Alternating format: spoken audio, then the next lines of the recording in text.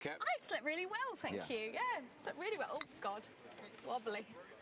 I know, directors' chairs are always wobbly, aren't they? They sometimes have them on set. I never sit on them because you just wobble. I think I sat on one in a garden once and it went straight through. So it's always a pratfall. Just gave up after that point, clearly. Ready? Look at where we are. Oh, God, I know. Incredible. Oh, let me get my questions open just in case I go off-piste. You've got this. You've literally written the book on this. I think you're going to be okay. Are we good to go? Yeah, super. Tom, hello. I'm here with Tom Hiddleston in Pompeii. This isn't a green screen. I'm here with Jess Venner in Pompeii. It's not a green screen. Not green screen. It's actually, this is the real environment. Can you see it? Can you touch it? Can you palpably sense it? Yes, you can feel the heat. Mount Vesuvius behind us. Fingers crossed we're okay for the rest of the interview. We're okay. So it's so nice to see you again. I'm honestly delighted that this documentary is a thing because you have brought out Pompeii out of time and you're exploring the lives of 3 ordinary people from Pompeii. Yeah. Now, what I want to say to you first is that I've met you a couple of times now, and I'm always amazed at how you make everyone around you feel so important and at ease. Oh, that's very kind. And I think that does come into why you did this, potentially, you know, your story. Why do you think it's so important to focus on these ordinary people? I think it's because it's the first thing that struck me when I came here at the age of 17. You know, nearly 30 years ago, in 1998, is that what I love about the study of the ancient world and the deep past and my love of classical civilization, of ancient Greece and ancient Rome, is that you feel this thread of common humanity across the vast expanse of time. And it's really that I've always loved about studying Latin, Greek literature and culture, is that the sheer scale of the number of years between us, and yet when you read them or you study them or get to know them, you realize they were just like we are. Of course, there were many ways in which they weren't like us at all, and it's important to say that sits alongside it, is they were just like us and also not like us. But it makes me feel I get this very warm, reassuring feeling that the experience of being alive and having an ordinary human life across time has been really similar. That we're all the same, and what connects us is so much greater than what divides us. And I think it can make your life feel richer by understanding where we came from. Absolutely. Yeah. It's always put it into perspective for me. You know, even in terms of things like anxiety and things. Yeah. I feel so much better when I'm somewhere like this. Yeah. And I think that just speaks to the importance of history and why we should keep studying classics and archaeology and keep funding these things. So tell me... And also, sorry, you just made me think of something. It's so remarkable that... Because, of course, you're the expert on this. I mean, you are the expert. You've written the book, if not many books about it.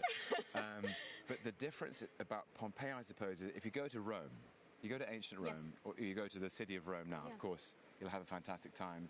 It's a city of such breadth and depth and culture, and there's all of the magnificent Renaissance art and it's everything. So many layers of reference, and then underneath it, of course, the beginnings of European civilization, the ancient Forum, the Colosseum. But you're studying a culture where people, I think, expected to be remembered. The Latin term "fama," you know, reputation, that their lives would be remembered by history. These are generals, senators, politicians. You know, Virgil writes the Aeneid, and he knows this is going to be read forever. That was the whole point of the Aeneid, the whole point of Virgil, the whole point of Augustus. Pompeii is completely different. And the people who lived here had no idea that they were just living these ordinary lives, buying bread, buying fish, working in a blacksmith. They were families, farmers. They had no expectation that they would be studied and, you know, that their lives would become lives of note. And that's what I think is so extraordinary about this place. I think that's the important thing as well, is that so often we talk about it from the perspective of disaster. Yeah. And we really forget that these are ordinary people, like you're saying, that woke up with hopes and dreams and joys, and they had families and partners. And they went about their days in the same way that we do. They're really not, and you really can reach out and touch them, and I think you do that really well in the documentary. Thank you. With the blending of, you know, fiction and also with fact. And that's something I did in The Lost Voices of Pompeii, which I want to gift you because I said I would. Oh, so thank there you go. so much. But in the Can same I get you to way, sign it? I've already done it. You already done it. Thank you. Okay, great. Organised. Thank you. I'm very excited by this. Thank you. But Amazing. you know, we both value, I think, the importance of imagination when you're looking at history. Yeah. Now, as an actor, of course, that's really important. You do that every day. You That's time my travel day job, every day. And by the way, huge fan of Loki. Thank Just you. watching it on the plane.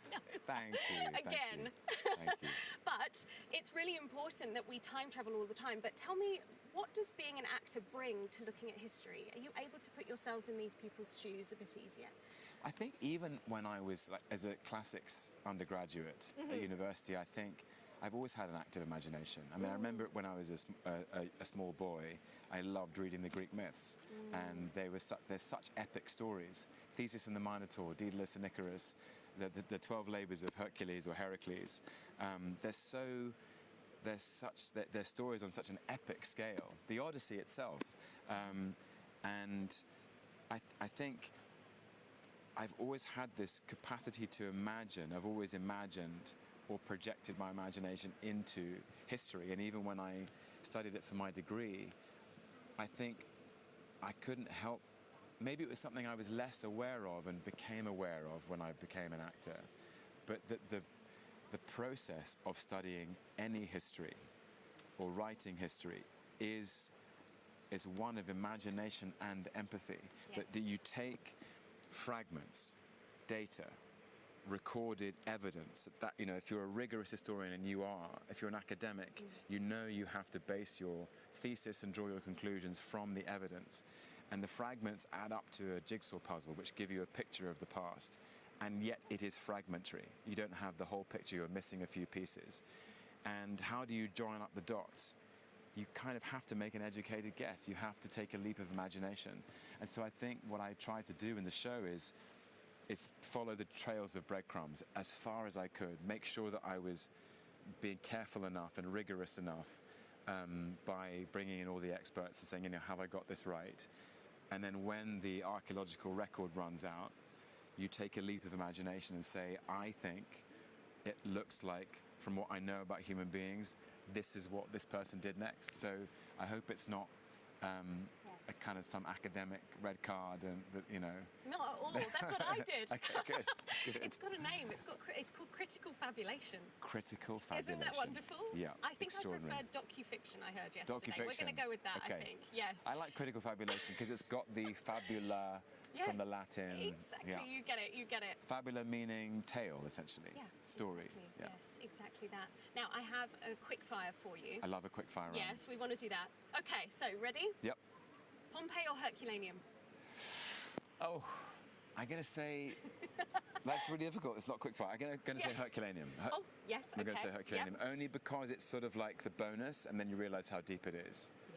Yeah, and it's little too. Yeah. It's fancy. Villa of the Mysteries or the House of the Vetti? The House of the Vetti. Good choice. Yeah. Forum or amphitheatre? I'm an actor, amphitheatre. Nice. So the forum's pretty great. I mean, it's yeah, don't offend her while we're in it. Okay. I'm joking. What about frescoes or mosaics? Frescoes. Okay. Graffiti or inscriptions? Graffiti. Nice. And bakery or thermopolium? Bakery. Yeah, gotta go for the bakery, right? That's what also is astonishing, and that's why I picked Herculaneum, is I think was Herculaneum buried sooner than Pompeii? Yes, at about 7 p.m. the day before. Yeah. So the fact that there is, in Herculaneum, which is just the other side of Vesuvius, they found bread still baking in the oven, and that you can look at this bread now, and it's in the museum. It was that instantaneous. That's what blows my mind. I know. There were actually many, many loaves found in that oven. Yeah. So he was just putting them in there and then going about his day, and that was it. All gone. It's devastating, and hopefully he got out. Yeah. But people will have to watch Pompeii out of time to find out about more. whether anyone else got out. Quick fire, Pompeii or Herculaneum? Pompeii at the moment. Okay. Gotta say that. Amphitheatre or House of Julia Felix? Julia Felix. That's Julia an easy Felix, one. she's actually one of my characters too. Is she? She is. Did she come to life in a? Did you like the I way think she you got came? her character spot on. Okay, She great. definitely was like that. Yeah, 100%. Yeah. But yeah, Julia Felix's estate is. Isn't it amazing? Oh my God. Yeah. Yeah, it's something else. But yes. Ancient Greece or ancient Rome? Ancient Rome, always. Okay. Roman Republic or Roman Empire? Roman Empire. Okay. Early Roman Empire. First, Very good. first 79 years, Okay. mind you. Virgil or Ovid? Virgil. Okay. Tacitus or Cicero? Tacitus. Nice. And Learning you a know, lot. again, he does what we do. He so- does. He does. He really loves to embellish. Yeah. But thank you so much, Tom. Such a pleasure. Honestly, it's such a pleasure, and good luck with Thank you. with the documentary. I Thank can't you. wait to see what comes next. Yeah. Well, hopefully there'll be more. And Yeah. if you ever want to film, Yay. Thank you. no, thank Lost you so Voices. much. Yes, I can't wait to read this. Thank you so much. honestly, thank you. Oh yes, a picture. Okay. Yes, of course. I don't know if it works, so we will see. We